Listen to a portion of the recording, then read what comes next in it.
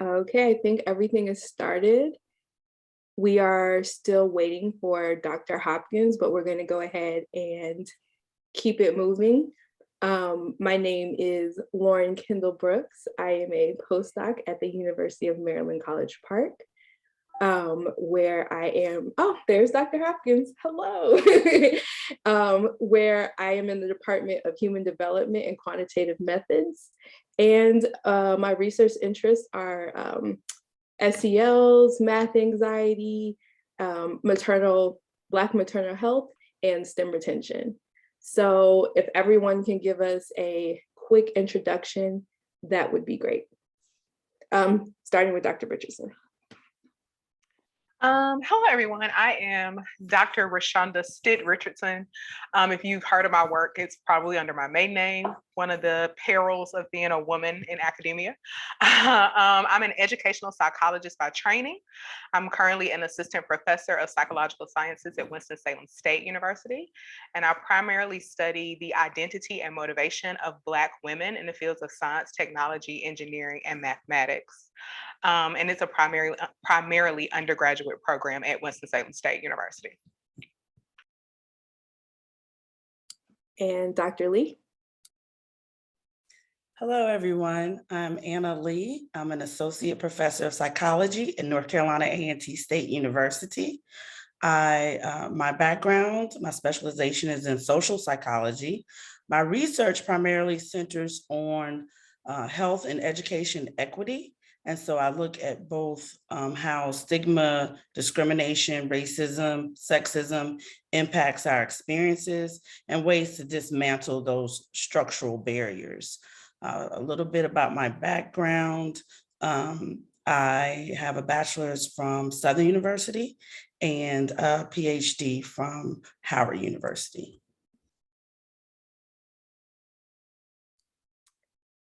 Seems like we have a lot of, what is it,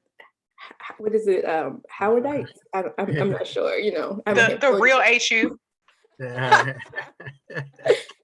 And finally, Dr. Hopkins. Oh, wow. Oh, okay. I didn't expect that. I'm Reginald Hopkins, Department of Psychology at Virginia State University. And I'm also a graduate of Howard University in social psychology. I went to undergraduate at Florida A&M University, but I'm a convert to psychology. I graduated out of School of Business there. But my research focus is, and then I went on to get my master's at Florida A&M in community psychology. But my research interests are in the area of cultural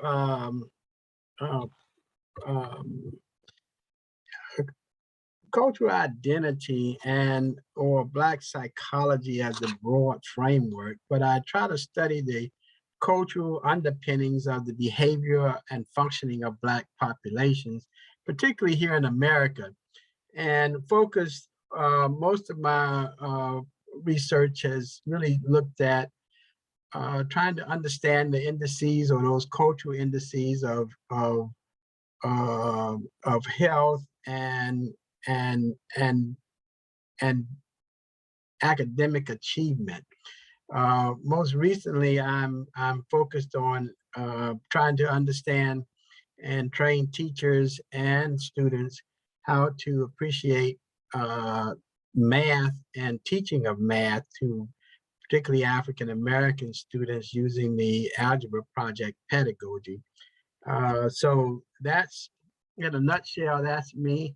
And I'm ready to answer any questions you might have. And I must be honest, you know, Dr. Hopkins was one of my advisors for my thesis and my dissertation. So, you know, shout out to Virginia State University. We love our HBCUs in here. So for the audience members, please ask questions in the Q&A. I will try to read as many as possible, but I am going to start off with our first question. So it starts off with the statement. Many of the public HBCUs began as industrial, mechanical, and agricultural training centers rather than liberal arts colleges. the missions of these institutions differed from what we now refer to as PWIs, in that most HBCUs had a strong emphasis on teaching and uplifting Black people through community service. Additionally, these institutions usually had to educate a different kind of student than the traditionally white colleges did. How do you believe these factors have influenced the research being done or attempted to be done at HBCUs, specifically in psychology? And I'm going to start off with Dr. Richardson. So it seems that, at least from the students I interact with on a regular basis, that that's still at the heart of their interests. They still really have this focus of wanting to focus on community work, social justice endeavors, anything that can really help their community. And so I know even in my own research, or when I try to get students interested in research, it's really a piece that I always keep as an underlying, theme. Winston-Salem State University was Slater Teachers College, and so really founded with that mission to educate teachers or pre-service teachers for us to, for people to go into education, specifically African Americans to go into education. And so when I think about that, a lot of the students that I interact with in psychology specifically really still have that interest. And so I think for those of us who want to get undergraduate students really interested in research, we keep that at the focus in some way, but we show them that it can look very different. It may not look in a very traditional way that they initially think, but that they can understand, or use research to make a difference in their community or to make some type of social justice impact. So that's typically what I see. Dr. Hopkins. Well, I see the same thing in a sense. And I think those projects really excite students. They feel that they could make an impact, and that's what the literature is suggesting, that's one of the reasons why, and that many of them gravitate toward the social sciences. And that's a thrust that we find common. And once you can get them engaged in this kind of research, they tend to take on and do well in it. And Dr. Lee? I wholeheartedly agree with my colleagues, and I think that particularly for Black students, that community involvement and engagement and seeing themselves as change agents. When we typically think of science, we think of white men in lab coats, versus the real benefit that we provide and the type of work that we can all do is to provide real social change. And I think when students connect community change with research, it really solidifies their interest into moving forward. Yeah, this is, I think it's just very interesting because, sorry, trying to answer questions in the Q&A as well. I think it's all very interesting, being that I have predominantly been at either smaller institutions or at HBCUs.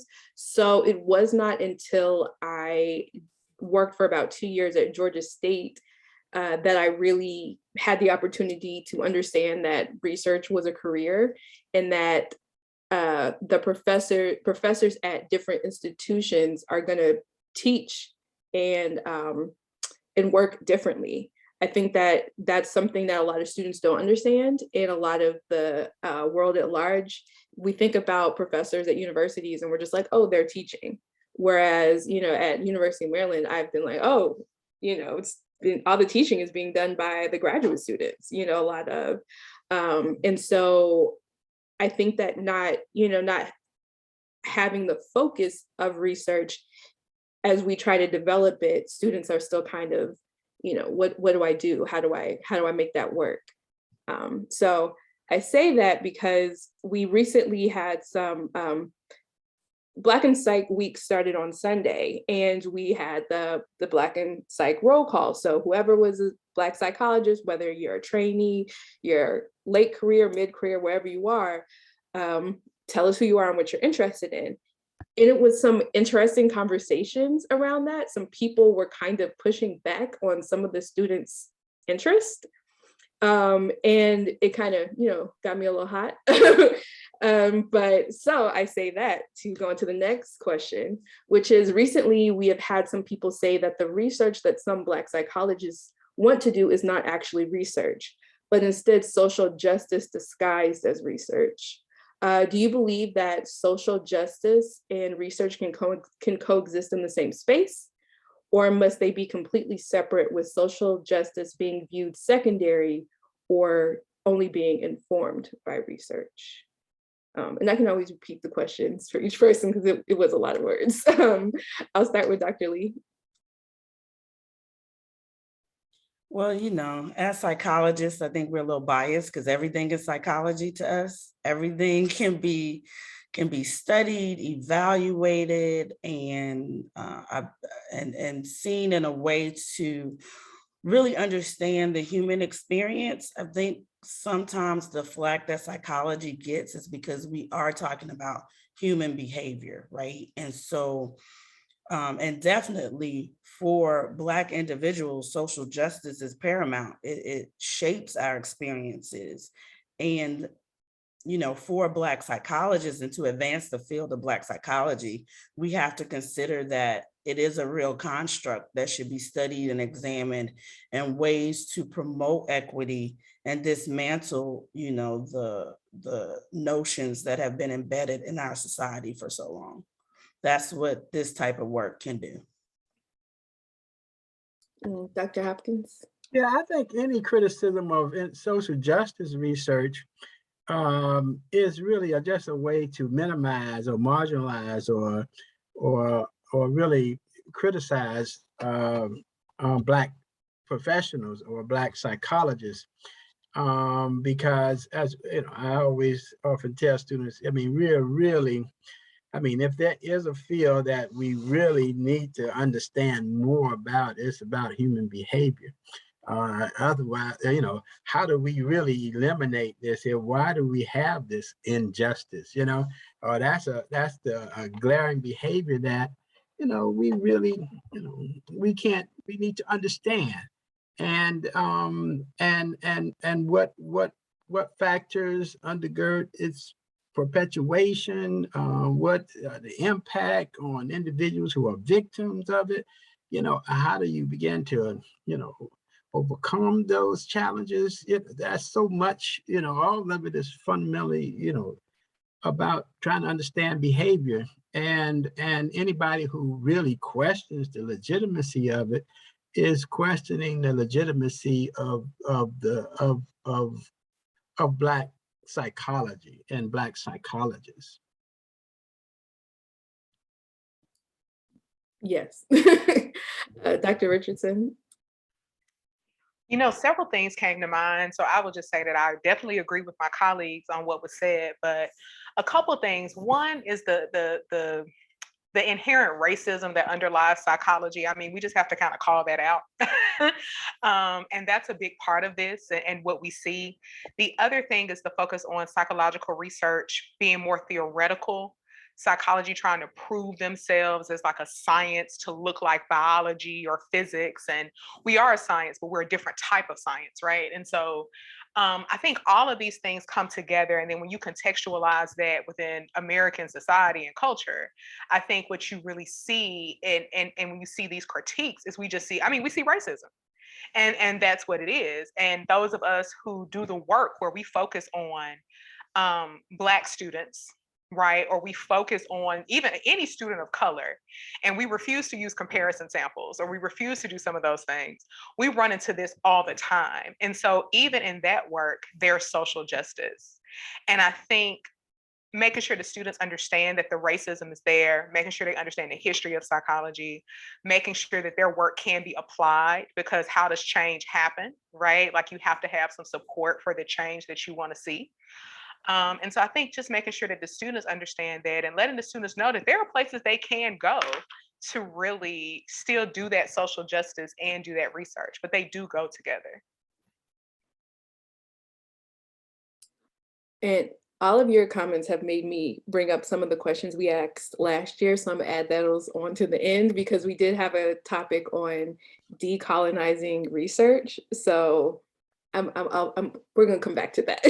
But also it brings me to my next question is, do you believe that it's been harder to do the research that you want to do, and for that research to be taken seriously by the psychological community at large?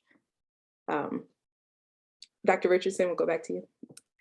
Yes. For a couple reasons. One, I primarily, like I said, focus my work on Black women's identity development and motivation in STEM. I'm also a trained qualitative researcher, and in psychology, specifically in educational psychology, that's a no, right? It's all about the numbers. It's all about the means, the standard deviations, the R's. I can keep going, right? But what I'm interested in, and I'm interested in exposing and illuminating the experiences of these women in these male-dominated, heteronormative areas. And so the numbers only tell you so much. And there's times where the numbers are necessary. And so for me, yes, it is hard to do that research. It is hard for it to be taken seriously by the powers that be in some areas of psychology. And so that's a difficult thing. But I notice that when I tell the students what I do, they're like, oh my goodness, how do you do that?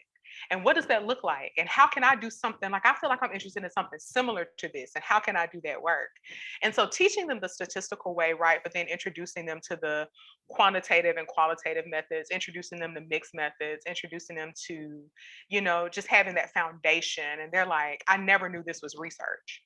But letting them know that, if you decide to go to graduate school and you want to do this, it may not be taken seriously. And how do you cope with that? How do you deal with it?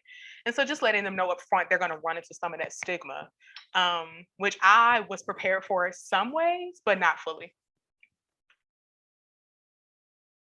Yeah, and I think that that's really important as someone who is a new qualitative researcher who is trying to become one, so that I can take these things that people have said are not quantifiable and maybe understand how to take the qualitative and eventually maybe make it quantifiable, because that is my heart. But I definitely see the value of the qualitative work. So again, Dr. Lee, do you think that it's been harder for your research to be taken seriously by the psychological community at large? I have some stories I can tell you. I'm ready. As we know, like just part of what we do are writing proposals for grant funding, for example, and getting feedback like, where's your white sample? When your work has nothing to do with white people, right? Or, we may write a manuscript to get published and getting a lot of pushback on why this population and not. So our experiences deserve to be understood, both however we choose to do it, a mixed methods, quantitative or qualitative, they both bring value. There are some things we just can't capture quantitatively through a survey, for example. There are some things you need to uncover through actually speaking and talking to people and going through and analyzing their experiences. So that pushback that we get sometimes, we just have to speak back to it, right, and stand our ground. And this is why this is important. I think we're moving the needle now, but historically it has always, been a great challenge, which is unfortunate. Definitely. Yeah. I was going to say, Dr. Hopkins. Go ahead. You were about to say something? I was just going to say, I know you have a lot to say about this. Well, I don't, I've thought through this several times, but, in terms of listening to everybody's response, I almost forgot your original question. But let me tell you, it all depends on who you're writing to, and who you're appealing to. I really don't write. I really write for Black audiences, and I really want them to appreciate. I want to be right. I want them to say, hey, you got it. You know, I think I can see what you're saying.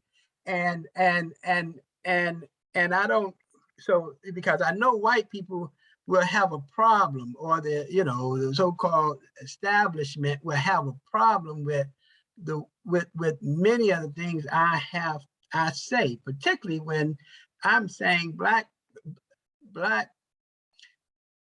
behavior and norms are just as legitimate as anybody's norm and behavior. And we need to understand it from a different vantage point. They gonna say, well, how you know, so they first off questioning whether I can come from a different perspective in looking at behavior.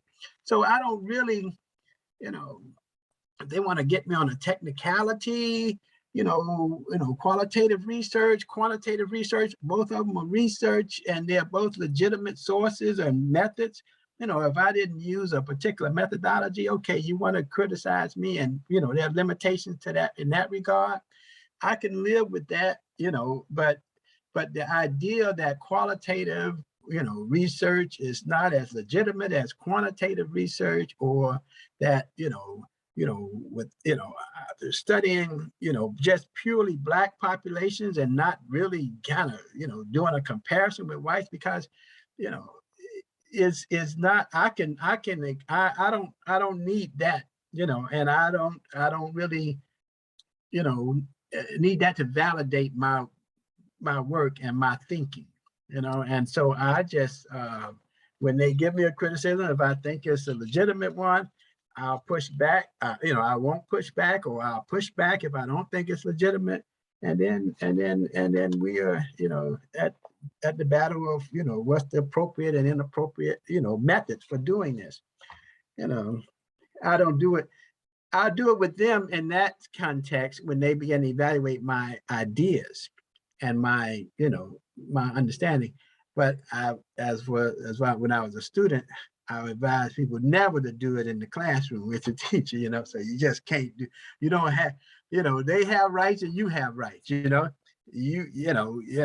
exercise your rights. At the end of the semester, they exercise their rights. So you don't want to go into that, in that situation. So, but when you're out here on, and you've been trained and prepared just like they have, and you are just, your thinking is just as legitimate as theirs. So I think, and I think both methods of research are just as informative. That just reminds me of, I think, going to my first conference in Virginia as a master's student, and overhearing someone ask me about my post, well, not ask me, talk to somebody else about my poster, and ask, one, what did health have to do with psychology? And I was looking at cardiovascular stressors or something, and because we were using a racially charged scene to, measure cardiovascular stress, it was, well, what does that have to do with health? I mean, with psychology, and why did they use that? And I just remember not even knowing how to defend myself. And I think at this age, I would completely, I'd be completely different. Yeah, I just kind of pretended like I didn't hear it. But now I know, Yeah, you eat them alive. I think you eat them alive. Thank you. Also, again, we have I was going to say also, please, if we have questions, please put them in the Q&A. I will be reading them. We have a question, so I'm going to go to that, from Ayana Brower. It says, all sciences have fringe thinkers, but I think people use Black scholars, fringe thinkers, to discredit all work by Black scholars. How do you navigate that? That's a question. Go ahead. I think anything that doesn't fit within the European, established status quo is just going to be rejected, and so what she called, what that question, French, she say French thinkers, Yes, some of our extremists. yeah. Yeah, it all depends. See, it depends on which way you go and what you're talking about in terms of who's, you know, what's the perspective that they're calling a fringe thinker, you know? Because the whole Association of Black Psychologists is considered a fringe, you know? And it's just radically, it was a fringe when it started, and it still is, you know, perceived that way. And so you have to understand where white scientists and white researchers, or your researchers who are committed to the canons of Western science or Western psychology, where you got to understand where they're coming from to begin to evaluate their criticism. I think. Dr. Richardson? I agree wholeheartedly with everything Dr. Hopkins said. I'll just add that if one theorist, and I use this always as an example, that everybody in every undergraduate psych program learns about is Erickson, right? People love Erickson. They present his theory like, oh, it's the best developmental theory, but they never talk about his views on Black identity. And you would never know unless you read the book, right? He has a whole section in his book about Black identity, and it's very racist. But that's not considered fringe thinking. But then if you turn around and talk about Asa Hilliard, right, and what he stood for and what he discussed and what he talked about, people would be like, oh my goodness, that goes against everything that we, kind of stand for. And it goes back to what's accepted in that Eurocentric model of psychology, and what's the standard, or what's the the goal that we should shoot for. And if you're in like educational psych, if you're in developmental, Erickson is the guy, right? But if you're a psychologist of color, I won't even just say Black, but definitely if you're a Black psychologist, doing this work, and you read Erickson's views, you're like, I can't stand behind his theory, because his theory wasn't made for Black people. And so when you kind of go back and read through those things, and so I guess my thing is, depending on who you're studying and what you're studying, who are the fringe thinkers, right? When you get to know more about these people and their beliefs and their theories. And, if I had my Erickson book in front of me, I would just tell you exactly what he said. But, it's something I think everybody should read. Is in the chapter before the 8 Ages of Man. But nobody talks about that. So. Up here writing that down because I need to go back. It's like a little paragraph. It's called Black Identity. Wow. And nobody talks about it, but I introduce it to my students and they're shocked, because I introduced the Erickson theory first, and they're like, yeah, it makes sense. Then I put up the paragraph that he has about Black identity, and they're just shocked. They can't believe it. Mm-hmm. Dr. Lee? Definitely agree with my colleagues. When I, think fringe thinkers, I think of those who are still locked and lost in Eurocentric thinking, because, our K through 12 education system in most places does us a great disservice.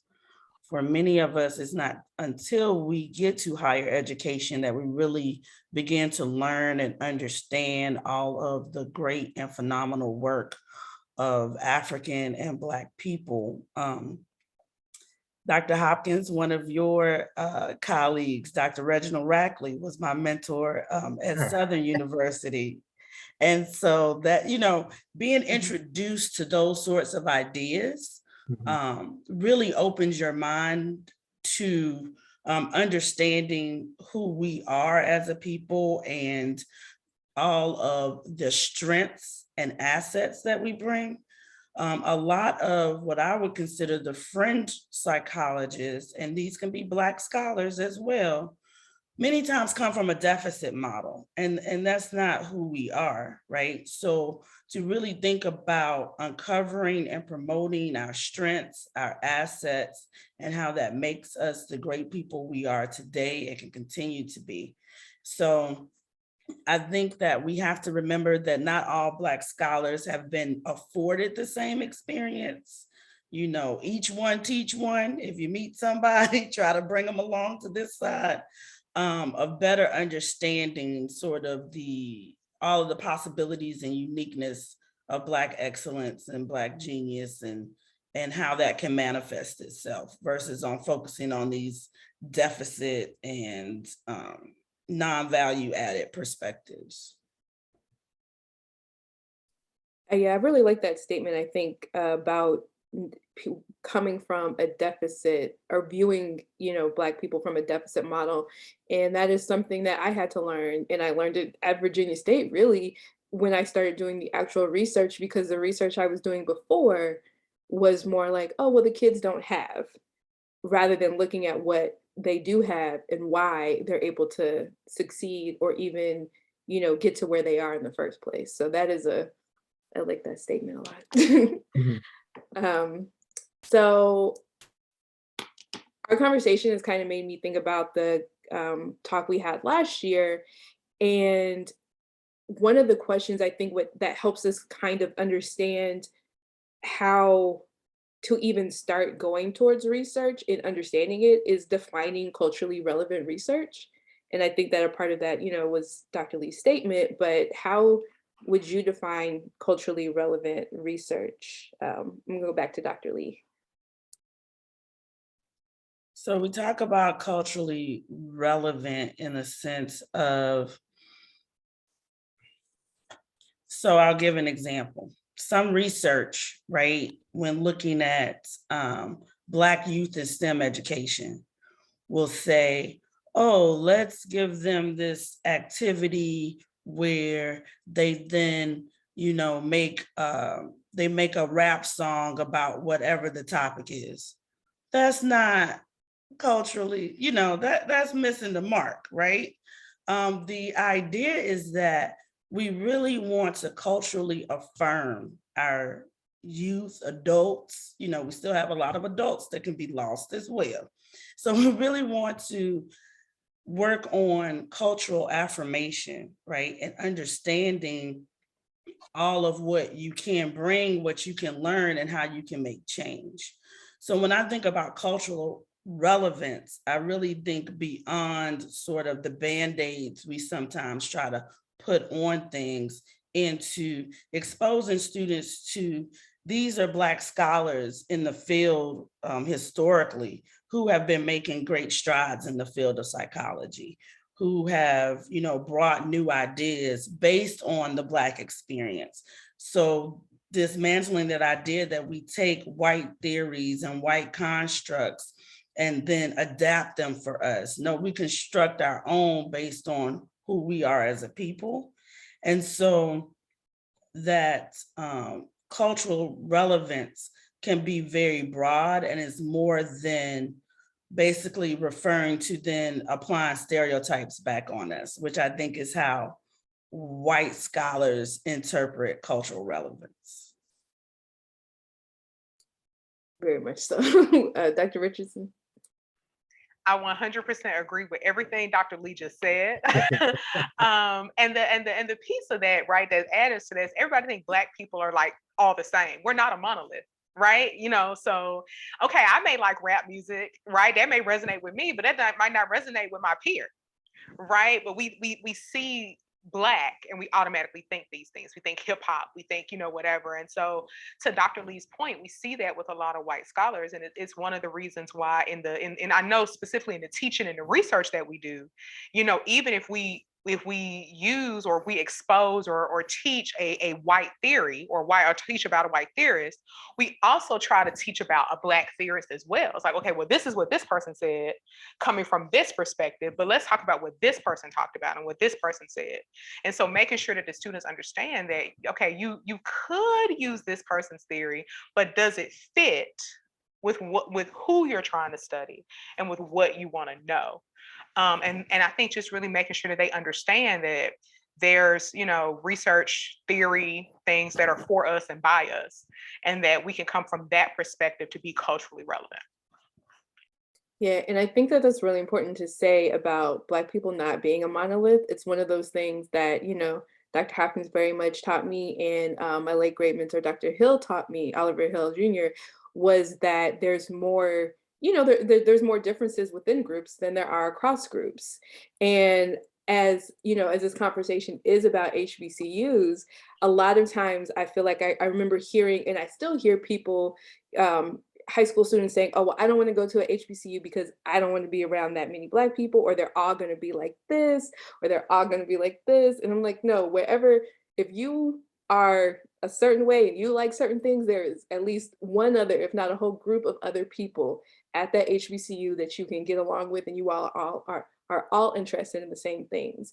I think that is something that people don't realize until they get there, and hopefully they do get there to learn that, because I was exposed to a whole plethora of different types of people, and I gained new interests because of that. But Dr. Hopkins, defining culturally relevant research. That's the question, defining it in a sense.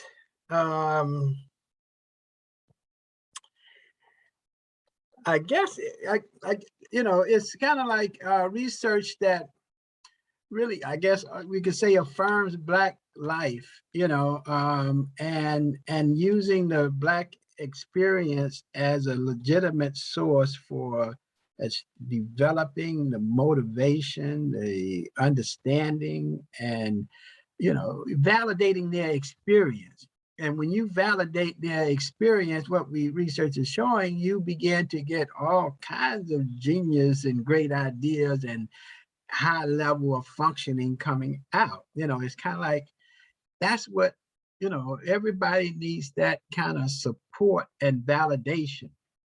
Europeans get it everywhere they go, and so what, studying, how that validation impacts, performance, and when people are comfortable with themselves as a Black person, how that impacts their performance and their productivity.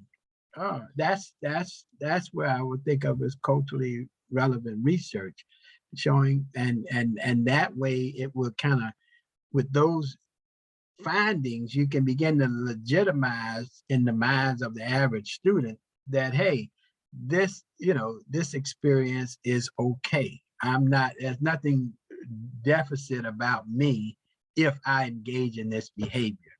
So culturally relevant research really brings the rules of engagement from the Black perspective.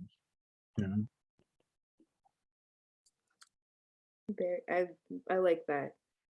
So what practices do you employ in your own research to make it more appropriate or relevant to the community that you work with? A lot of times I think we think about just like, this is for all the people, but a lot of the work that we do at HBCUs is for our community and the people around us, and hopefully they benefit the broader the broader community, but for the people that are in our cities and around us. How do you what practices do you employ to make it work for your community? I'll go back to Dr. Hopkins. I mean, for example, let's take the work we do with just studying the kind of impact, kind of understanding how, we one project we had in our lab focusing on just how people are, who is more receptive and who is more accepting or comfortable with certain skin color issues or certain hair texture issues, and who's not, and why not, and if you understand, and what will it take to transition people, through that phase of becoming more comfortable with the skin that they're in, and or with the hair that they wear, and so that's, or in the, when you're teaching, the language that Black children bring to the classroom, how you can use that as a bridge to facilitate their mastering of even what we call standard English. You understand? By not having them, I guess, dismissing, and since their language that they bring to the class, if you can understand the rules of the language that they bring to the class, then you are at an upper hand with getting them to really learn the rules that you're trying to teach, you know. So, but once you dismiss their rules, their language, their approach, their speaking, the way they talk, instead of using that to bridge this here learning divide, or, you know, understanding, I think that's what I think culturally relevant research, you know, the way I would try to approach it. And I try to use it to say, oh yes, the way you talk is okay, because see, you have the same logic that's associated with 12 divided by, you know, 4. You just said it differently, you see. And so, and now I take, how do you say it, and help you understand what that, you know, translated into math language. You got me? Dr. Richardson? I actually have a student in my lab now, and she's actually going to be presenting this work at SEPA this week. She's a Black woman student athlete. She's interested in Black women student athletes. And so in their experiences, but she's specifically interested in their motivators and barriers to success.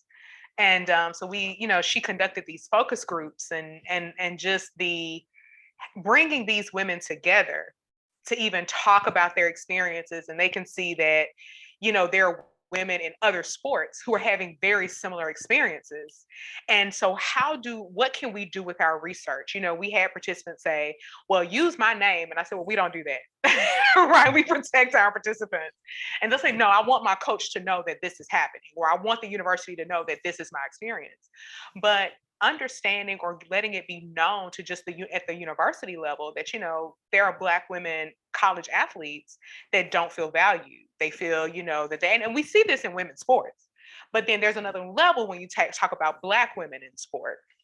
And so this is part of the thing that she wants to do. And so we start with the university, but each of these young women that participate in these focus groups are going out into their communities, and they're continuing to engage in, you know, these athletics and coach and do different things like that. And so we start with something that initially looks like it may only impact our immediate university community, but we try to set it up in such a way where even our participants, even if we have them do a survey, we still try to have something in the survey to make them think. We have a project that's going to be presented at AERA about respect in HBCUs and why do Black students choose HBCUs and what that looks like. And so we tried to create a survey measure of respect for institutions, and that was really interesting, but just getting that feedback. But even the students just thinking about, well, what does respect for my HBCU look like? And why did I really pick my institution? And why am I here? And so just things like that, if they start thinking about it now, it changes the conversations they have about their institution outside of the university. And so those are some things that we do in our research lab that really just kind of hits at the community at different levels. It's really, really interesting. And I love that they're, you know, I always feel like you have to do research on what you're interested in, or like something that affects you just a little bit, because it makes you, even if it's not, you know, I never want you to go in there trying to fix yourself, but just a little bit, I think really helps, you know, students maintain their interest and kind of go on, even if you don't go to school, it's still kind of, you're still ready to have that conversation. Dr. Lee? So we try to do a lot of perspective building and adjusting the way students think about certain things that we've been socialized to accept. Language is important, right? And so some colleagues of mine and I, Dr. Maya Cornet and Dr. Dawn Henderson, founded the Collective Health and Education Equity Research Collaborative. And we wanted to be very intentional. So it comes out as the cheer collaborative, right? Because we're talking about Black people and we're happy about it, so we cheer. Okay, so, but language really matters. So many times, you know, we say a lot, predominantly white institution. That makes it sound like it just happens to be predominantly white. No, they're historically white colleges and universities, because the mission of those colleges were to educate white people. So really thinking through the language we use, another term I'll throw out is minority. You know, really we are oppressed majority, because if we look globally, we are the majority, right? And so really thinking through changing students' perspectives of how they see themselves and how they see the larger world, and connections, right? So as Black Americans, we have a connection, but we also have this global connection of shared experiences that research has shown exist. And so I really employ strategies that really sort of challenge students' thinking in some ways, and build those into my research practices.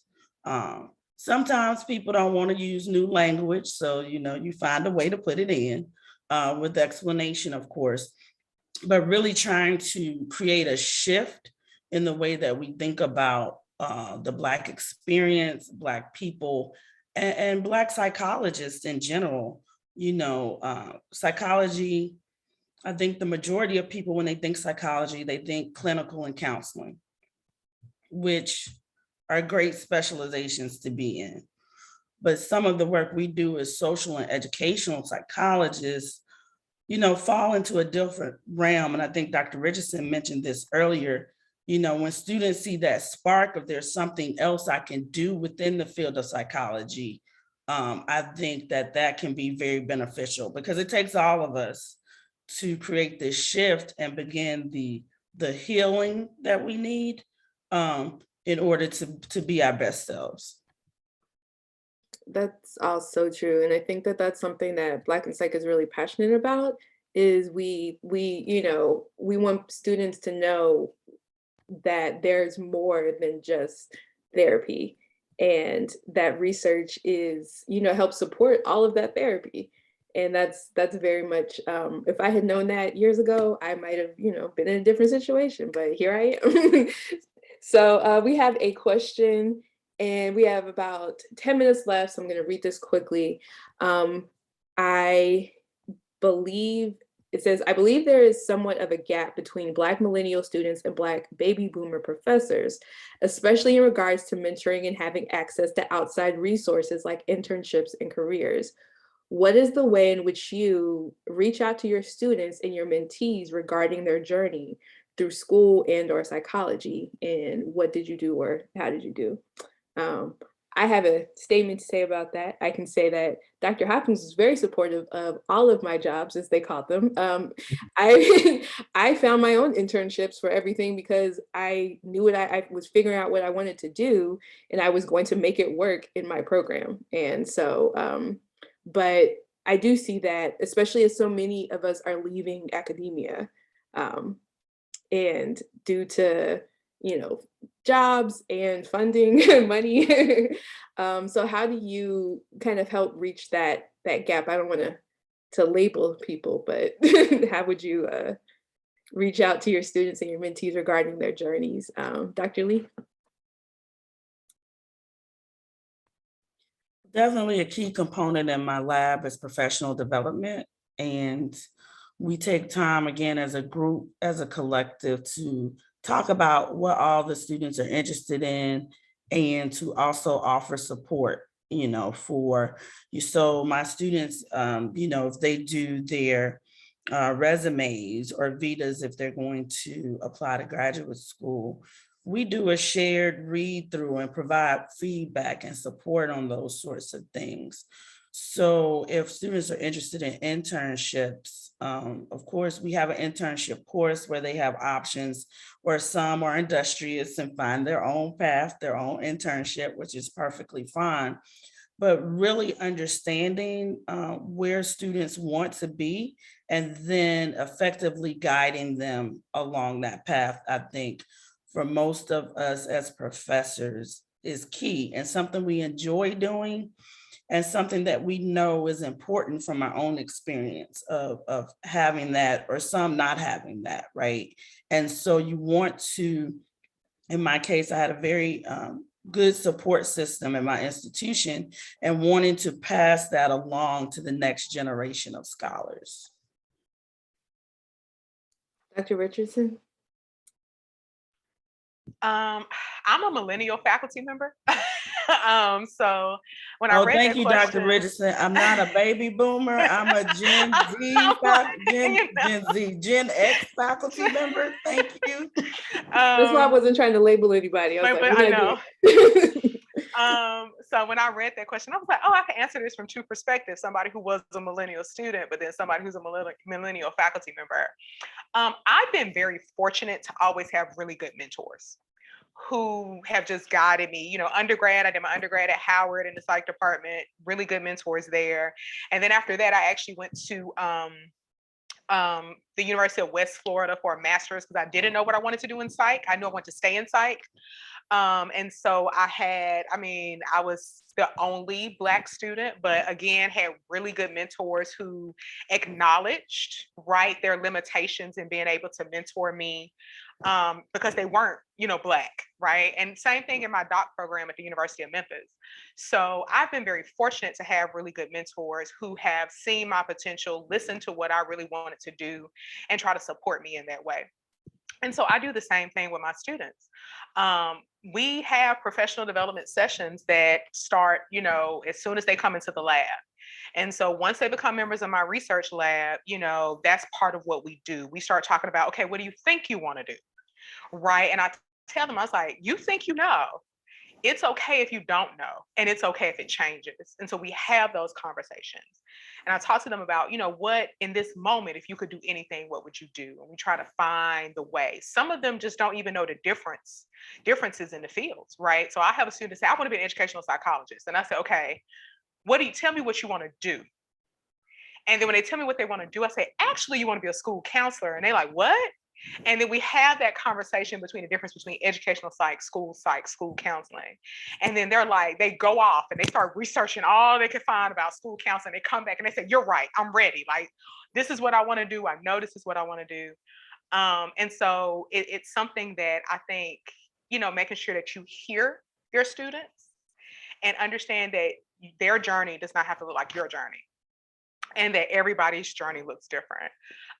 So that's kind of what we do. And we also have courses in our department. We have a course for seniors to help them with that professional development as well. We have internship related courses. We have, for students who are not members of research labs, but they think they want to do research, we have independent study courses. So things, are put in place for them to explore. But just having those conversations with students, and I do it for students outside of my lab too. They come to office hours and they just want to talk about life. And so we do that as long as there's not a student waiting to ask a question about class. So, yeah. Dr. Hopkins.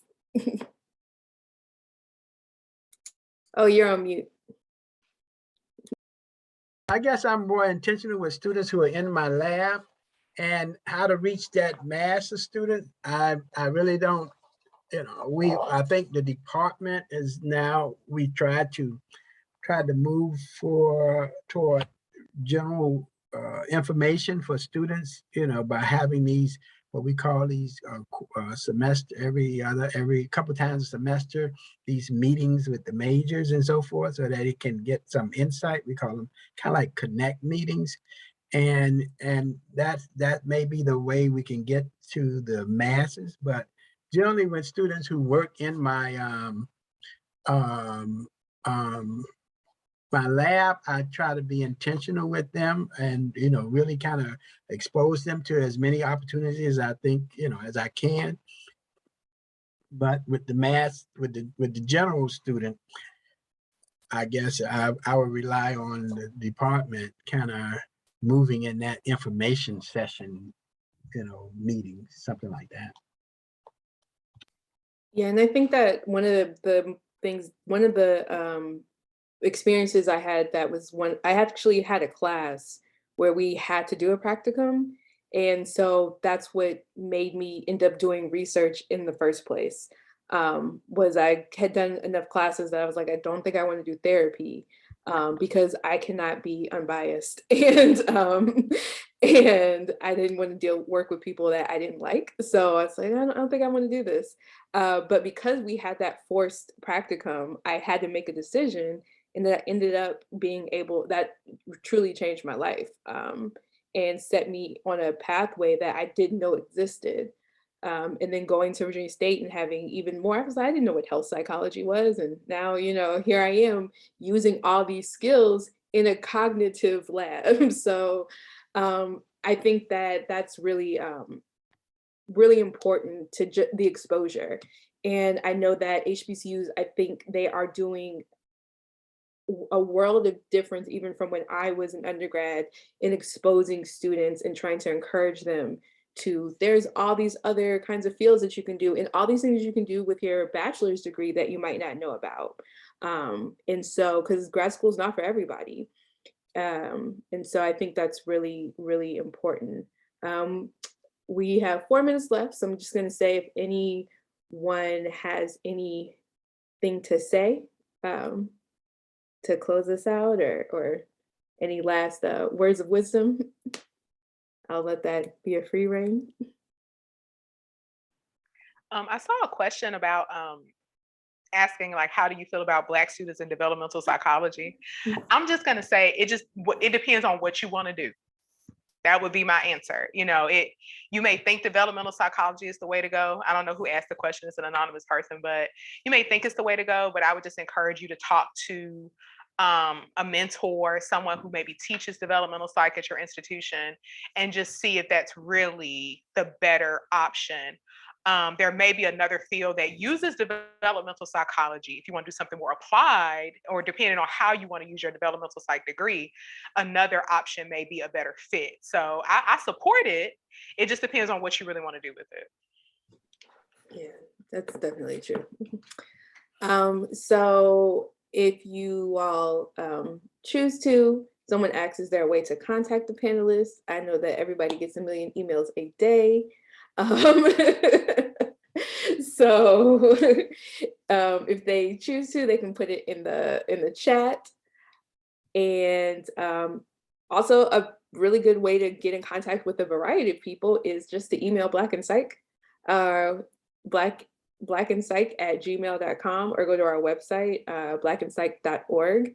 We do pretty much respond, and we try to get you in contact with whoever you might need to be in contact with. And I think that would probably be best. I don't want to give out people's information. And I just want to say thank you all for coming, everyone for participating and asking the questions. This has been recorded and will be on our YouTube page later this week. And I really, really appreciate Dr. Richardson, Dr. Lee, and Dr. Hopkins for taking the time out to speak with us, and really show the importance of HBCUs and the research that is being done and will continue to be done. So we have a lot of VSU students I see shouting out to Dr. Hopkins, he's well loved there. And so I just, again, appreciate you, Dr. Richardson, Dr. Lee, and Dr. Hopkins for participating. And I'm going to end this now. All right, well, thank you. I put my email in the chat just